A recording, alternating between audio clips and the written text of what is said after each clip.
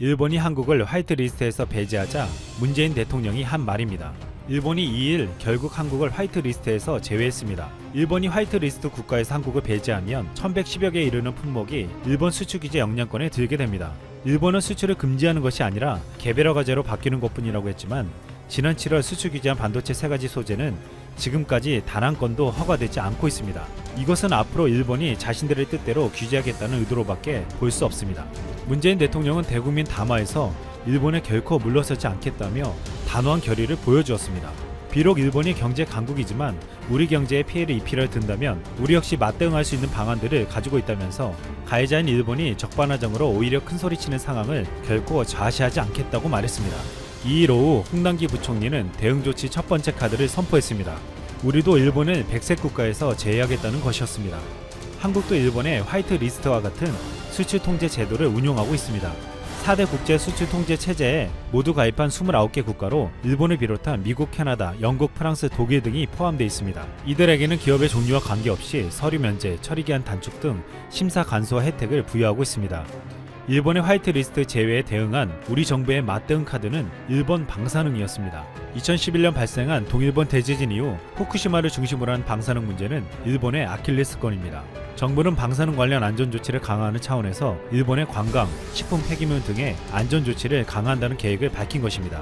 한국이 방사능 문제로 관광에 대한 제한을 걸면 일본이 유치하는 내년 도쿄올림픽에도 영향을 미칠 수 있을 것입니다.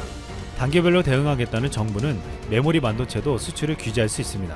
세계 시장 점유율 60%에 달하는 국내 메모리는 애플, HP, 델, 화웨이, 레노버 등 글로벌 업체뿐만 아니라 소니, 파나소닉 등 일본 기업들에게도 공급되고 있습니다. 한국의 OLED도 일본에 공급되고 있는데 일본의 TV 제조업체인 소니, 파나소닉, 후나이 등 일본 기업들은 한국의 OLED 패널이 없으면 TV를 만들지 못하게 됩니다. 일본은 1990년대 반도체 패권을 한국에 내준 이후 소재 부품 위주로 자국의 반도체 업계를 재편했습니다. 일본이 자랑하는 소재 부품 업체들의 최대 고객이 삼성과 SK 하이닉스 등 국내 기업들입니다. 일본이 생산한 불화수소의 90%가 한국에서 사용되는데 스텔라, 모리타 등 일본의 불산 업체들의 삼성, SK 하이닉스에 대한 의존도가 그만큼 높다는 것입니다. 한국에 수출을 못하면 이 업체들은 당장 문을 닫아야 합니다. 홍 부총리는 일본의 수출 규제 영향을 직접 받는 품목은 159개라며 관리 품목으로 지정해 중점적으로 지원할 것이라고 밝혔습니다. 제3국에서 해당 품목을 수입할 경우 최대 40%까지 관세를 깎아주는 할당 관세 제도를 도입하고 금융지원과 관련해선 피해기업 대상 대출 보증 만기 연장을 추진하고 최대 6조 원의 운전자금을 추가로 공급할 방침입니다. 또한 청와대에서 한일군사정보보호협정 지소미아 파기를 처음으로 시사했습니다. 김현정 청와대 국가안보실 2차장은 일본의 한국에 대한 화이트리스트 배제 조치와 관련해 정부는 우리에 대한 신뢰 결여와 안보상의 문제 제기를 하는 나라와 과연 민감한 군사정보 공유를 계속 유지하는 것이 맞는 것인지를 포함해 종합적인 대응 조치를 취하겠다고 말했습니다. 일본의 고노 외무상은 지소미아에 대해 한일과의 제휴 중에서 매우 중요하다며 다른 문제와 혼동되는 일은 없다고 강조했습니다. 일본은 한국을 화이트리스트에서 배제했지만 지소미아는 중요하다며 유지되기를 원했습니다. 하지만 우리 청와대는 신뢰가 결여된 일본과 지소미아 파기 가능성을 피력한 것입니다. 우리 국민들은 일본의 경제 보복을 경제 침략으로 여기고 있습니다. 문재인 대통령은 대국민 담화에서 이렇게 말했습니다. 오늘의 대한민국은 과거의 대한민국이 아니다. 우리 국민의 민주 역량은 세계 최고 수준이며 경제도 비할 바 없이 성장했고 어떠한 어려움도 충분히 극복할 저력을 가지고 있다. 2036년 일본은 한국의 식민지 존트토 예언이 네이버 실시간 검색어에 갑자기 등장해 그 배경에 관심이 쏠린다. 존트토 예언 실검 등급 외 미래에서 온 사나이 존티토가 예언한 2036년 지도로 눈길을 끈다. 이 지도에는 한반도를 비롯해 연해주, 만주 그리고 중국 해안선까지 코리아라고 표시되어 있다. 또 일본은 한국의 식민지로 나타나 있다. 존 티토 예언대로라면 3차 세계대전이 일어나고 2036년에는 한국이 남북 통일을 이룰 뿐만 아니라 이웃나라 일본을 지배한다는 것이다.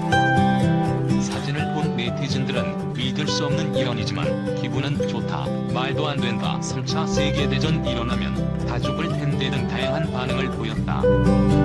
존 티토는 자신이 2036년 타임머신을 타고 온 미국 군인으로 2038년 세계가 맞이할 유닉스 버그를 해결하기 위해 2000년으로 시간 이동을 했다고 주장하는 인물이다. 서프라이즈 테라빅 예언, 3차 세계대전 예고 동향의 현장 나타난다. 24일 방송된 MBC 예능 프로그램 신비한 TV 서프라이즈에서는 90% 이상의 적중률을 보인 예언가 미타르 타라빅에 대한 이야기가 전해졌다. 이날 방송에서 미타르 타라빅은 세계에서 가장 유명한 예언가 노스트라다무스, 21세기 최고의 예언가 칠세니로 노브레를 놀라게 할 만한 예언가로 소개됐다. 미타르 타라빅은 예언서를 통해 비틀어진 십자가를 한 누군가에 의해 유럽 전체가 위기에 빠진다라고 히틀러 등장을 예언했다. 이 외에도 그는 1차 세계대전, UN, TV, 석유 개발에 대해서도 예측하기도 했다. 타라빅의 예언이 맞아떨어지자 사람들은 그의 예언을 주목하기 시작했다. 특히 사람들이 주목하는 예언 중 하나는 두 번째 전쟁이 끝나고 많은 이들이 신이 아닌 인간의 지능을 믿는다. 결국 또 전쟁이 일어난다며 전쟁이 끝나면 오랜 평화가 찾아온다. 동양의 현자가 나타날 것이라고 3차 세계대전을 예고한 부분이다. 중 10년 뒤엔 이제 최대 원전국 세계 원전 시장 장악한다며 중국 영향력 확대에 맞서 원전 재건 프로젝트 나서 2030년이 되면 중국이 미국을 제치고 세계 최대 원자력 발전 국가가 될 전망이다. 우리나라를 비롯해 미국과 유럽, 일본 등 그동안 원전 시장을 지배하던 전통적인 강국이 일본 후쿠시마 원전 사고 이후 신규 원전 건설 계획을 대폭 축소한 사이 중국이 빠른 속도로 원전 확대에 나선 결과다. 세계 원자력 협회에 따르면 올해 4월 기준 중국에서 가동 중인 원전을 포함해 건설 중이거나 건설 계획 중인 총 원전 용량은 10만 8,700메가와트 규모로 10만 5,120메가와트인 미국보다 더 많다. 현재 가동 중인 원전 용량으로만 보면 미국이 9만 8,000메가와트로 세계에서 가장 많다. 프랑스가 6만 2,000메가와트로 그 다음이고 중국은 4만 5,000메가와트로 3위다.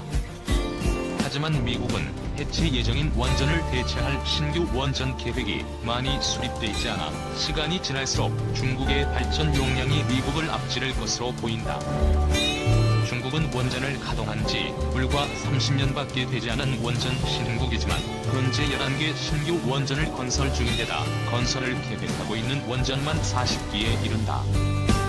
이에 따라 글로벌 사회에서는 미국과 프랑스, 한국, 일본 등 주요국이 신규 원전을 짓지 않는 사이 중국과 러시아가 원전 기술을 발전시키면 국제적으로 두 국가에 더 의존하게 될 위험이 높다는 지적이 나온다. 2010년 이후 가동을 시작한 신규 원자로의 70% 이상이 중국이나 러시아에서 건설됐다.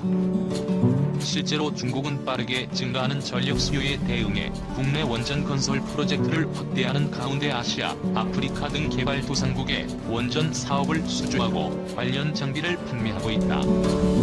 파키스탄에서 중국이 건설하는 4기의 원자로가 가동되고 있고 터키를 비롯해 다른 개발도상국에서도 중국은 10기의 원자로를 건설할 계획이다. 미국 정부는 중국과 러시아가 세계 원전 시장을 장악하는 데 맞서 원전 재건 프로젝트를 계획하고 있다. 지난 7월 미 상원은 자국의 원전 기업을 지원하는 내용의 원자력 에너지 리더십法관을 통과시켰고 미국 재개발금융공사는 원전 사업 대상 자금 지원 금지 규정을 폐지했다.